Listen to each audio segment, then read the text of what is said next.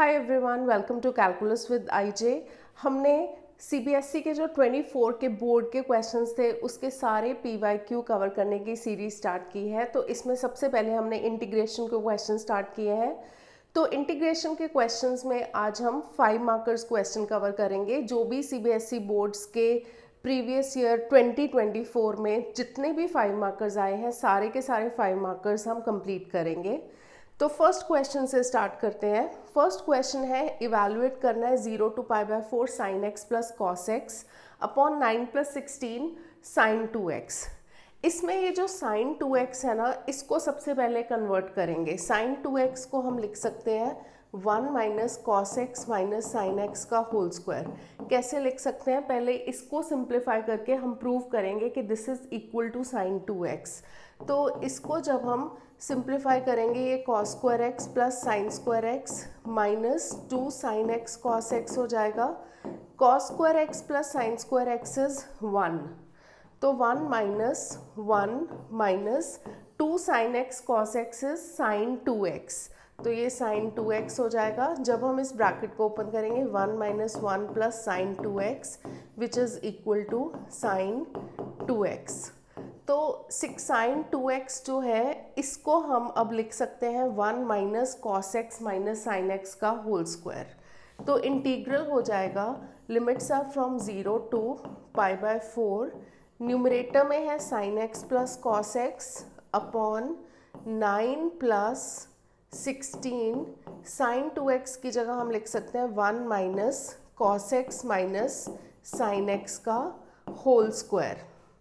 अब इस ब्रैकेट को हम ओपन करते हैं, जो डिनोमिनेटर वाली ब्रैकेट है ना इसको ओपन करते हैं। ये 0 to π/4 है sin x plus cos x upon 9 + 16 into 116 हो जाएगा, फिर -16 into cos x minus sin x whole square हो जाएगा।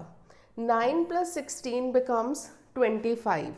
तो इंटीग्रल जो हमारा हो गया वो है 0 to π/4 sin x plus cos x upon 9 + 16 is 25।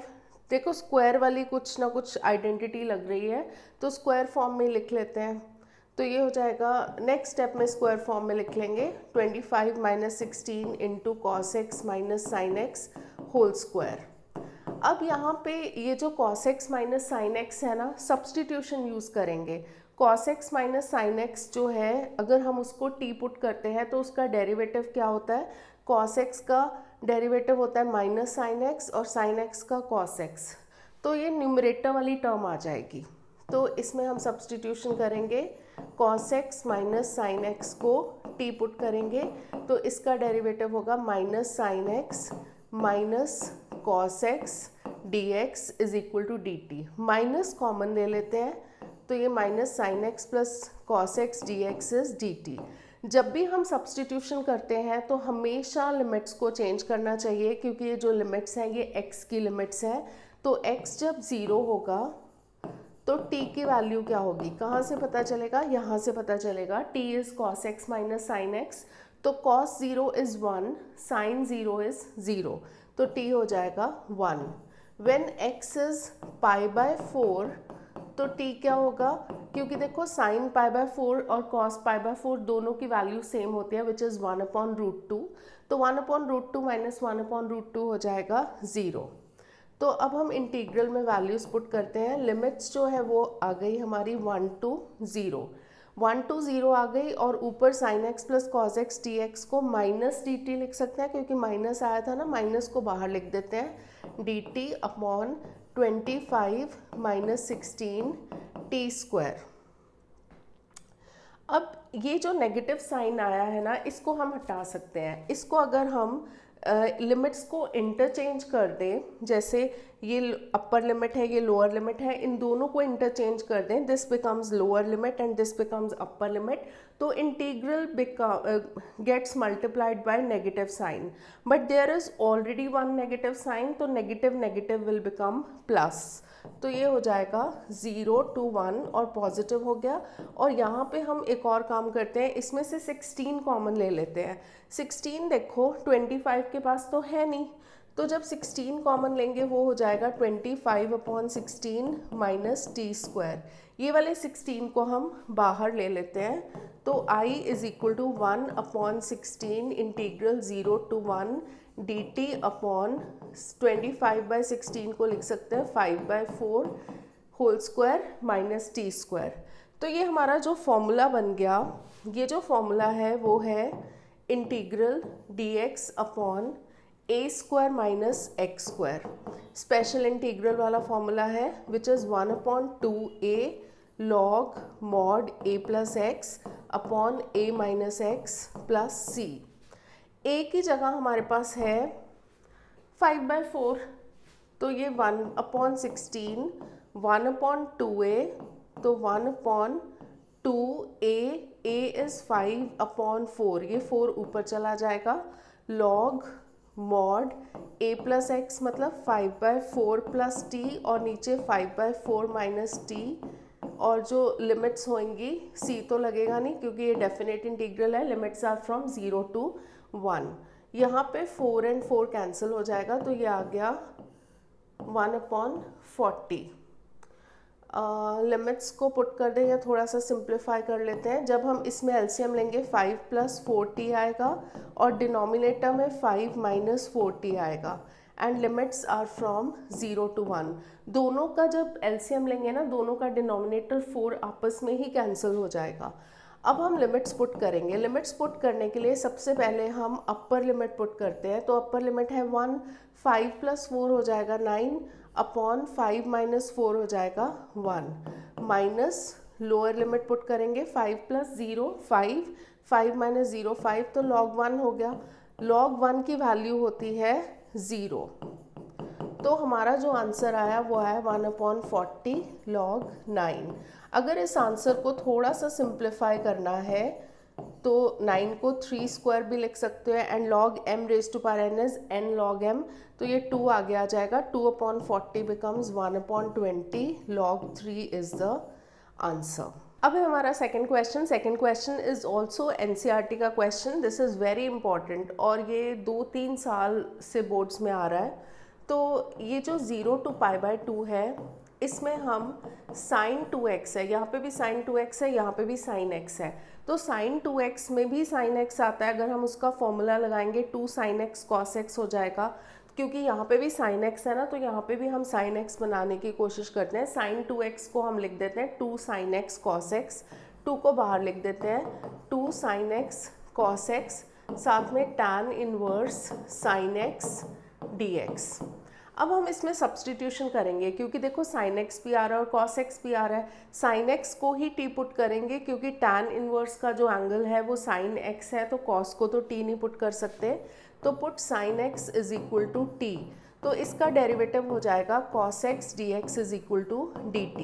जब भी हम सब्सटीट्यूशन करते हैं साथ के साथ लिमिट्स को चेंज करते हैं। ये जो लिमिट्स हैं वो 0 to π/2 है, जो कि x की लिमिट्स हैं, तो हमें उनको t की लिमिट्स में चेंज करना है। तो when x is equal to 0, t की वैल्यू हो जाएगी sin 0 हो जाएगी which is 0, and when x is equal to π/2, तो t की वैल्यू हो जाएगी sin π/2 which is equal to 1। तो हमारी लिमिट्स बन गई 0 to 1।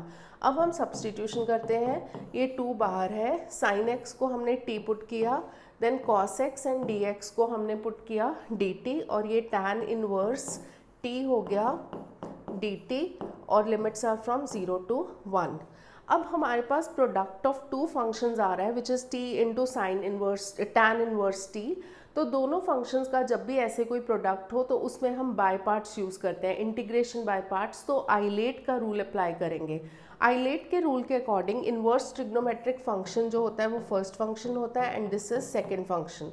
जब भी हमारे पास first function and second function हो तो हम कैसे इंटीग्रेट करते हैं, हम ऐसे लेते हैं कि integral of first function into second function जो होगा, first function as it is into integral of second function लेते हैं, फिर माइनस फर्स्ट फंक्शन का डेरिवेटिव और इंटीग्रल ऑफ सेकंड फंक्शन, इस पूरे का इंटीग्रल लेते हैं तो ये होता है by parts. That means first function as it is, first function है tan इनवर्स t, तो tan inverse t as it is, फिर साथ में t का इंटीग्रल हो जाएगा t² minus integral derivative of first function है tan इनवर्स t, तो इसका डेरिवेटिव क्या होता है 1/t² + 1 या 1/1 + t², और साथ में t का इंटीग्रल लेंगे t²/2 dt हो जाएगा। अब हम इस ब्रैकेट को ना ओपन कर देते हैं। ये बहुत ध्यान रखना है कि ये 0 to 1 है, पूरी लिमिट 0 to 1 है। ब्रैकेट जब ओपन करेंगे तो इस पे भी लिमिट 0 to 1 लगेगी, इस पे भी 0 to 1 लगेगी, और ये जो 2 है ना इससे भी मल्टीप्लाई होगा और इससे भी मल्टीप्लाई होगा। तो हमारा जो इंटीग्रल बन गया 2t²/2 tan इनवर्स t, ये फर्स्ट ब्रैकेट आ गई जो कि 0 to 1 है, एंड माइनस इसको 2 को मल्टीप्लाई किया ना, ये जो बाहर 2 था और यहाँ पे भी अपॉन 2 है तो 2/2 हो जाएगा। अंदर है t² + 1 dt, limits are from 0 to 1। ये 2 and 2 कैंसिल हो गया, यहाँ पे भी 2 and 2 कैंसिल हो गया। फर्स्ट वाली जो ब्रैकेट है उसमें हम लिमिट्स पुट करेंगे। लिमिट्स पुट करने के लिए सबसे पहले अपर लिमिट पुट करते हैं, तो जो अपर लिमिट होगी वो 1 है, तो 1² इज़ 1 ओनली, 1 × tan इनवर्स 1 हो जाएगा, माइनस 0 हो जाएगा क्योंकि जब t को 0 पुट करेंगे तो मल्टीप्लाई होके 0 ही हो जाएगा, माइनस। अब इसका इंटीग्रल लेने के लिए हम कैसे करेंगे, इस हमेशा ध्यान रखा करो, ऊपर t² है तो नीचे t² + 1 है, मतलब जो न्यूमरेटर होता है ना उसका सेम एलिमेंट नीचे भी है बट उसमें +1 है या प्लस कोई कांस्टेंट है, तो वो कांस्टेंट को हम ऊपर भी इंट्रोड्यूस कर सकते हैं न्यूमरेटर में। कैसे कर सकते हैं, +1 - 1 करके अपॉन t² + 1 हो जाएगा। अब यहाँ पे tan इनवर्स 1 की वैल्यू होती है π/4, क्योंकि tan π/4 इज़ 1, एंड माइनस यहाँ पे 0 to 1 हम इंटीग्रल को स्प्लिट करेंगे। स्प्लिट कैसे करेंगे, t² + 1 अपॉन t² + 1, सो t² + 1 अपॉन t² + 1, और यहाँ पे -1 अपॉन t² + 1 dt। ये जो फर्स्ट वाला है t² + 1 t² + 1 कैंसिल हो जाएगा, ये 1 बन जाएगा। तो 1 का जो इंटीग्रल होगा, क्योंकि विद रिस्पेक्ट टू t ले रहे हैं ना, तो t होगा माइनस, ये फॉर्मूला होता है tan इनवर्स t का derivative. So this is tan inverse t, पर अभी हमें लिमिट्स पुट करनी है which is from 0 to 1। So π/4 minus, पहले हम अपर लिमिट पुट करेंगे 1 माइनस tan इनवर्स 1, फिर हम लोअर लिमिट पुट करेंगे -0 माइनस tan इनवर्स 0, तो 0 ही होता है, तो ये टर्म तो वैसे ही 0 हो गई। So this becomes π/4 -1 plus tan inverse 1, minus minus plus हो जाएगा ना, tan इनवर्स 1 इज ऑल्सो π/4। अब π/4 प्लस π/4 को जब हम ऐड करेंगे π/2 आएगा, तो π/2 - 1 इज द आंसर। तो अब स्टार्ट करते हैं next question. Evaluate 0 to π/2 ex × 1 + sin x upon 1 + cos x dx। जब भी हमारे पास ex वाला ऐसा कोई फंक्शन हो, ex इंटू हम fx + f' वाला फॉर्मूला लगाने की कोशिश कर सकते हैं। तो यहाँ पे देखो, सबसे पहले हम हाफ एंगल फॉर्मूलाज लगाएंगे। ex तो है ही 1 + sin 2x जो होता है, sin 2x is 2 sin x cos x, sin 2x is 2 sin x cos x। तो इसमें जब हम sin 2x की जगह हाफ एंगल लगाएंगे तो sin x हो जाएगा 2 sin x/2 cos x/2।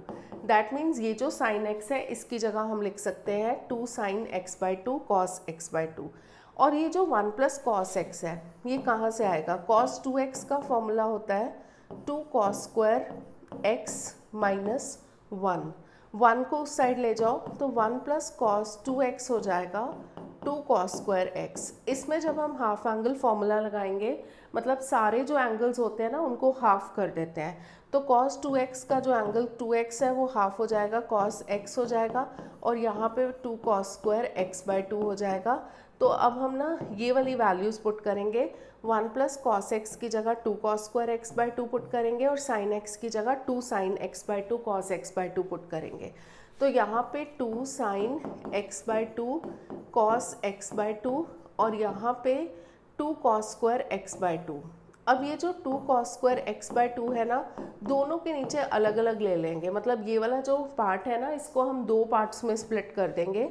तो हमारा जो इंटीग्रल बन गया वो बन गया ex into 1/2 cos square x by 2 plus 2 sine x by 2 cos x by 2 upon 2 cos square x by 2 dx, और लिमिट्स भी हैं जो कि है 0 to पाई बाई 2। अब यहाँ पे 2 and 2 कैंसिल हो गया, cos x by 2 cos x by 2 cancel हो गया, साइन अपॉन कॉस बना, एंगल इज x बाई 2 तो वो बन जाएगा tan x बाई 2। मैं tan x बाई 2 को पहले लिख रही हूँ, tan x by 2 plus half 1 cos square x by 2। Cos का जो रेसिप्रोकल होता है वो सेक होता है, तो that becomes sec square x by 2 d x and limits are from 0 to pi by 2। Now we will use the property, जो property होती है ना कि ई एक्स इंटू अगर हमारे पास f x plus f dash x d x form हो तो that becomes e x f x plus c. मतलब ई एक्स के साथ एक फंक्शन आ रहा है फिर उसी का डेरिवेटिव आ रहा है, तो answer is E x into the original function only. तो यहाँ पे ये हमें दिख रहा है कि अगर हम एफ एक्स को tan x बाई 2 ले तो उसका डेरिवेटिव क्या होता है, f dash x which is tan का derivative sec square x by 2, फिर x बाई 2 का डेरिवेटिव हाफ हो जाएगा, तो half sec square x by 2, तो ये है एफ एक्स और ये है f डैश एक्स, तो हमारा आंसर क्या होगा ई एक्स एफ एक्स। तो i is equal to e x into tan x by 2, पर अभी हमें लिमिट्स पुट करनी है जो क्या है 0 to पाई बाई 2। जब हम लिमिट्स पुट करेंगे सबसे पहले अपर लिमिट पुट करेंगे तो e raise to power pi by 2 आ जाएगा, और tan raise to power x की जगह जब पाई बाई 2 आएगा ना, नीचे भी एक 2 है तो ये पाई बाई 4 हो जाएगा।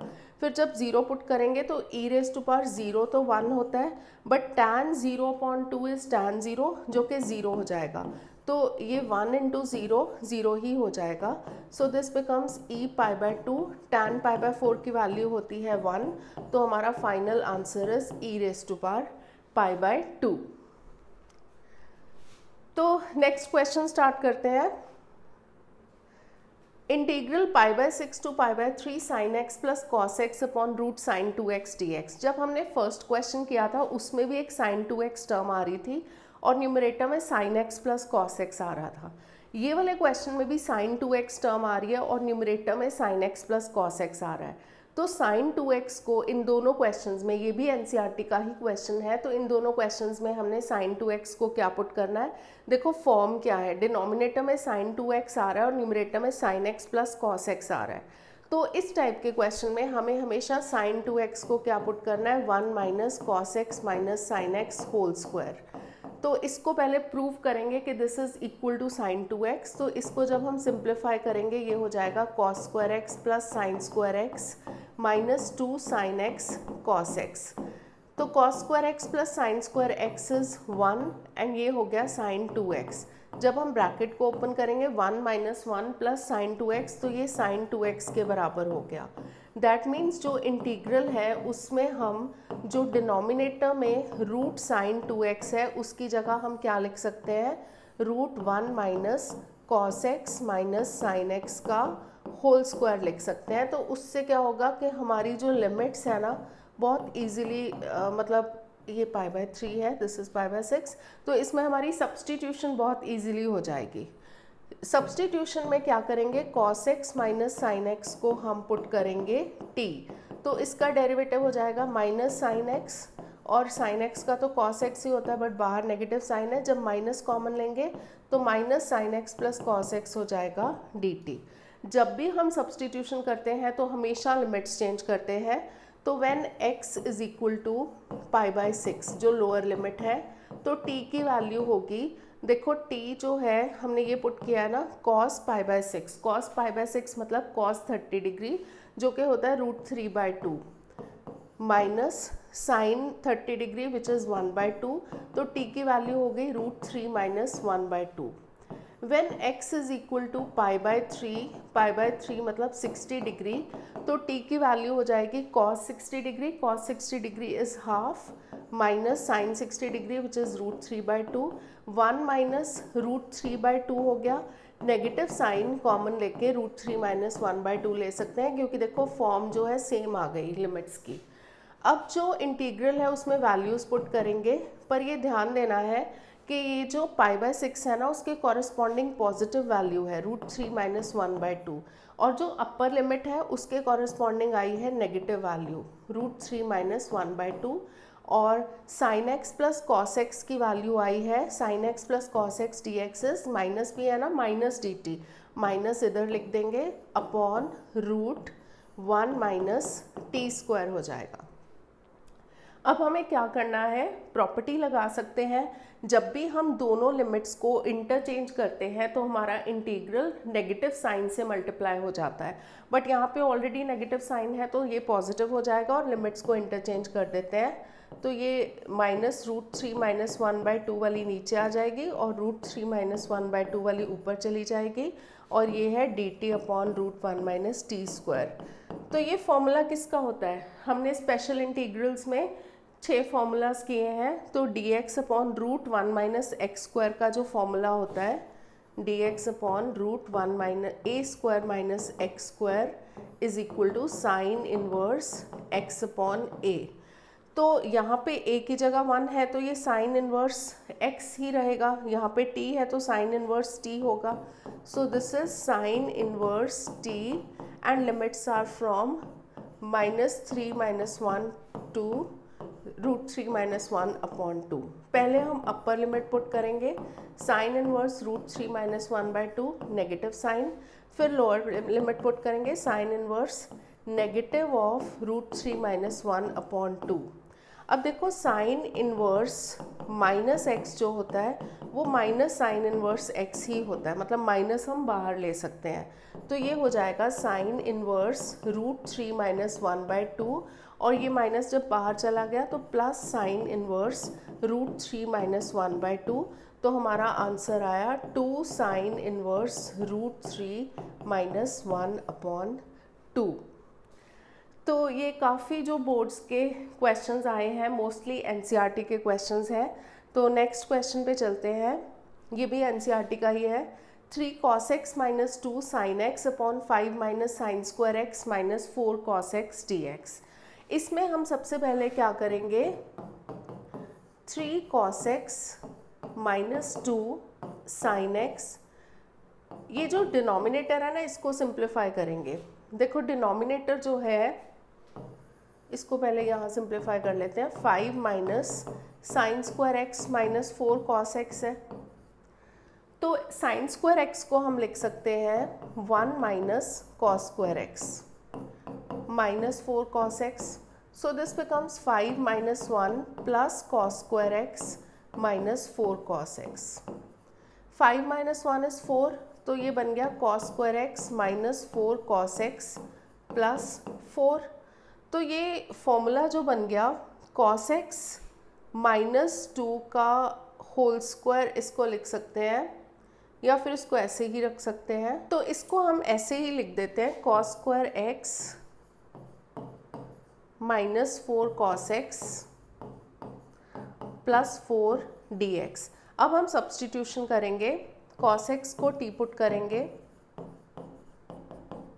तो minus sine x dx is dt।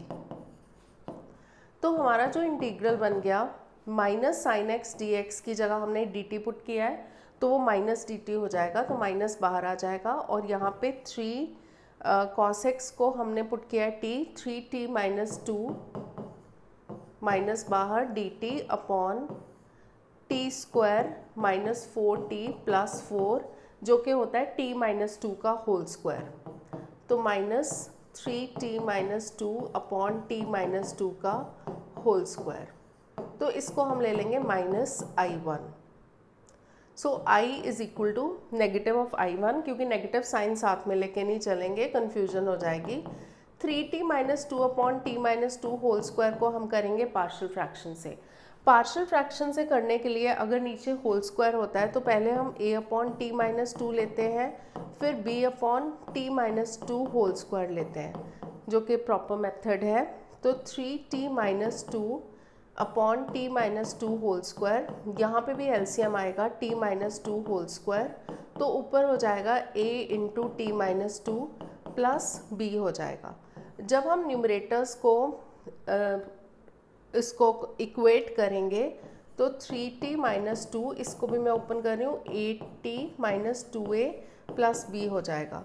t का कॉफिशेंट a है, t का कॉफिशेंट 3 है, तो a हो जाएगा 3, और जो कांस्टेंट टर्म है वो है minus to A plus B, और राइट हैंड साइड पे वो माइनस टू के इक्वल है, और जो a की वैल्यू है वो आई है हमारी 3, तो minus six plus B is equal to minus two, तो b की वैल्यू हो जाएगी minus two plus six which is equal to 4। इसको 1 नेम कर देते हैं, इसको 2 नेम कर देते हैं। तो from 2 3t minus two upon T minus two का होल स्क्वायर dt है, a की जगह है 3 dt upon T minus two, और b की जगह है 4 plus 4 t minus two raise to power minus two लिख देते हैं dt। अब हम इसका लेंगे इंटीग्रल, तो 3 log mod t minus two हो जाएगा plus 4 t minus two raise to power minus two plus one upon minus two plus one plus c। क्योंकि ये लीनियर है ना, तो इसमें हम नॉर्मल इंटीग्रेशन जैसे x raise to power n का integral xn plus one upon n plus one है, तो वैसे ही अप्लाई कर सकते हैं। अब हम वापस t की वैल्यू पुट करेंगे, t is cos x minus two, अब ये 4 नीचे माइनस वन है तो माइनस 4 हो गया, और t minus two raise to power minus one है तो डिनोमिनेटर में चला जाएगा, इसको हम लिख सकते हैं cos x minus two plus c। अब इसकी वैल्यूज़, क्योंकि इसका जो इंटीग्रल है वो नेगेटिव है ना, तो 1 में जब पुट करेंगे ये नेगेटिव हो जाएगा, बस मतलब minus 3 log mod cos x minus two plus 4 upon cos x minus two plus c is the answer. अब वैसे ना cos x की वैल्यू हमेशा 2 से छोटी होती है, तो इसको 2 माइनस कॉस एक्स लिख सकते हैं, मॉड में तो चेंज करेंगे कोई फ़र्क नहीं पड़ेगा, इसको भी 2 माइनस कॉस एक्स लिखेंगे तो यहाँ नेगेटिव साइन हो जाएगा। तो कैसे भी आंसर को छोड़ सकते हो, ऐसे भी कर सकते हो, एक माइनस साइन एडजस्ट करके यहाँ पे, वैसे भी कर सकते हो 2 माइनस कॉस एक्स लिख। तो इसके बाद हमारा आज का लास्ट क्वेश्चन है, minus two to two symmetric limits हैं, x cube plus mod x plus one upon x square plus 4 mod x plus 4 D x. Exemplar का क्वेश्चन है, तो i इज इक्वल टू, इसको ना हम स्प्लिट करके लिख देते हैं। देखो x क्यूब के नीचे ये और मॉड x प्लस वन के नीचे ये, इसको दो इंटीग्रल्स में स्प्लिट कर देते हैं। तो इसका क्या फ़ायदा होगा अभी देखते हैं। तो x cube upon x square plus 4 mod x plus 4 D x plus minus two to two mod x plus one upon x square plus 4 mod x plus 4 D x. इसको लिख दो I1 प्लस I2। तो हमारा जो integral है, हमने दो integrals लिख दिए। सबसे पहले I1 के साथ डील करते हैं। तो I1 is minus two to two x cube upon x square plus 4 mod x plus 4 D x. इसमें हम ना ऑड इवन वाली प्रॉपर्टी लगाएंगे।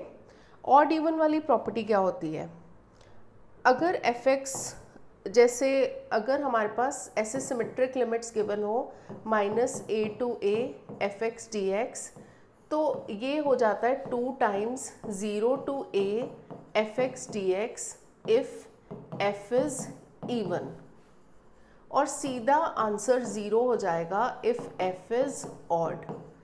ऑड के लिए प्रॉपर्टी क्या होती है कि एफ एट माइनस एक्स जो है माइनस एफ एक्स होता है, एंड इवन के लिए क्या होता है, एफ एट माइनस एक्स जो है वो एफ एक्स के इक्वल होता है।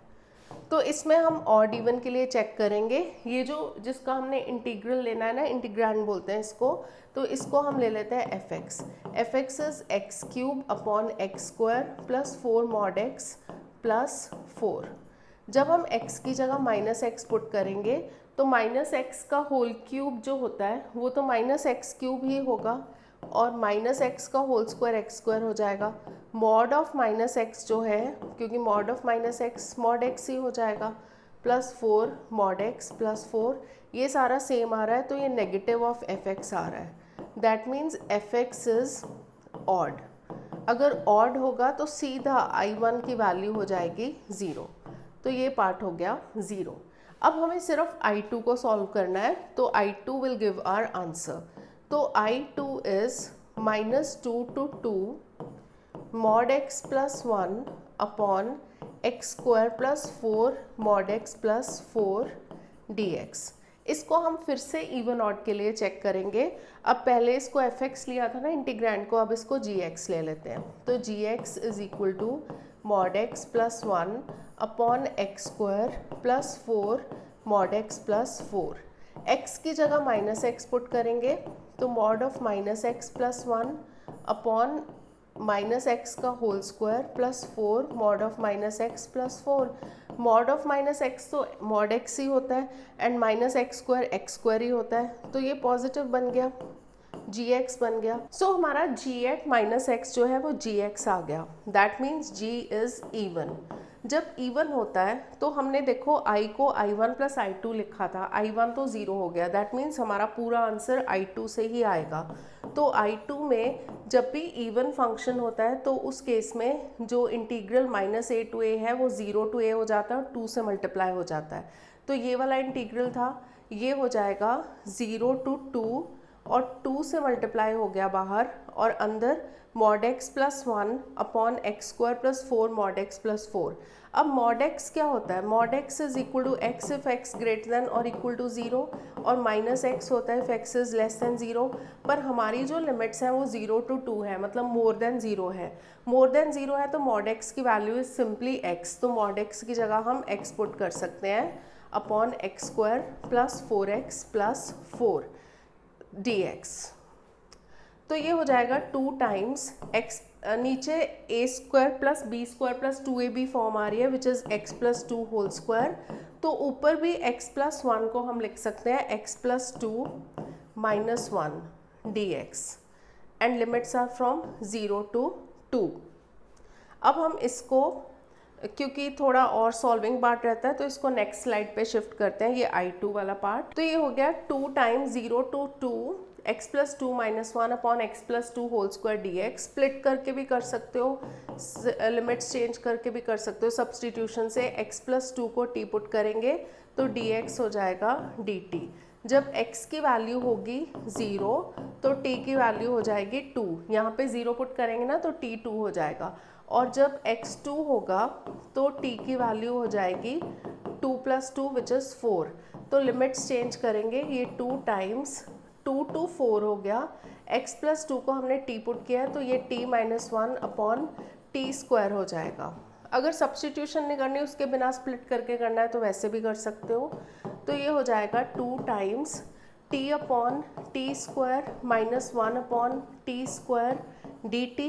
लिमिट्स आर फ्रॉम 2 to 4, तो 2 times t minus T raise to power minus 2, नहीं ये 1 अपॉन टी हो गया, T raise power minus 2 D T. Limits are from 2 to 4, तो 2 टाइम्स फर्स्ट वाले का इंटीग्रल हो गया लॉग मॉड टी, और T raise to power minus 2 का हो जाएगा T raise power minus 2 plus 1 upon minus 2 plus 1 which is minus 1 upon T. तो ऑलरेडी नेगेटिव साइन है तो प्लस 1 अपॉन टी हो जाएगा and limits are from 2 to 4। पहले हम अपर लिमिट पुट करेंगे, ये हो जाएगा log 4 प्लस 1 अपॉन 4, फिर lower limit minus log 2 minus 1 upon 2।